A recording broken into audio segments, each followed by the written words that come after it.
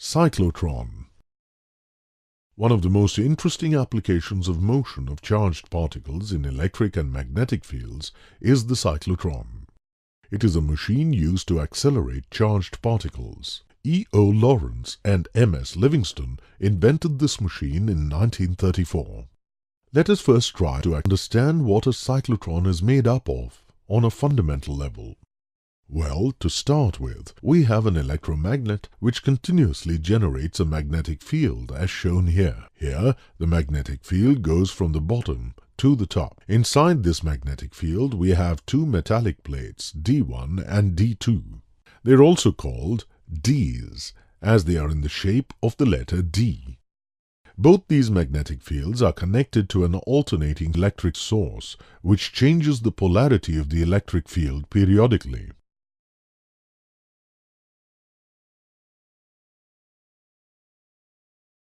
Now imagine a charged particle P, a proton for example, is at the center of this cyclotron. This proton will be attracted towards the negative plate, D2.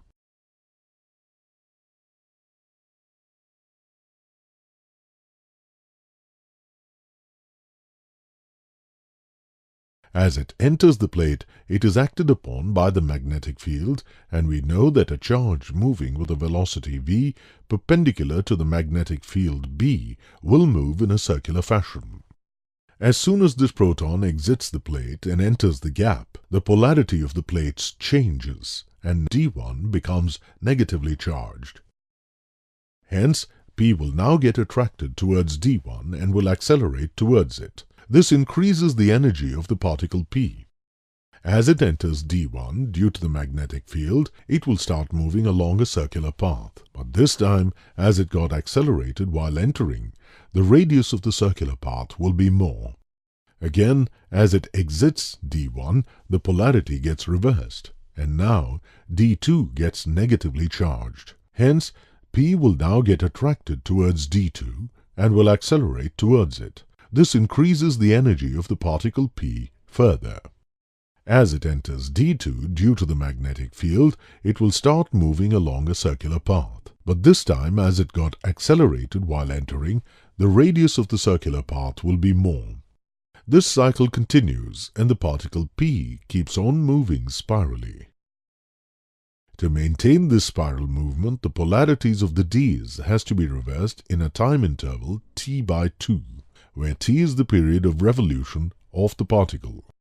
T equals 1 by Vc, which equals 2 pi m divided by q times b, or Vc equals q times b divided by 2 pi m. This frequency Vc is also called cyclotron frequency. If we denote the applied voltage as Va, then the requirement is Va equals Vc. This condition is called the resonance condition. Once the particles are accelerated to the required speed, they are then deflected using a magnetic field.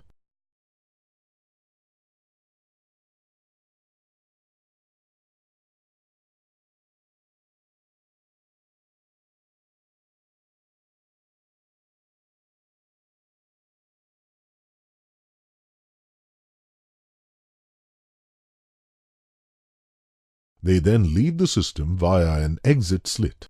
This accelerated particle can then be used for bombarding other atoms, molecules or solids according to the requirement.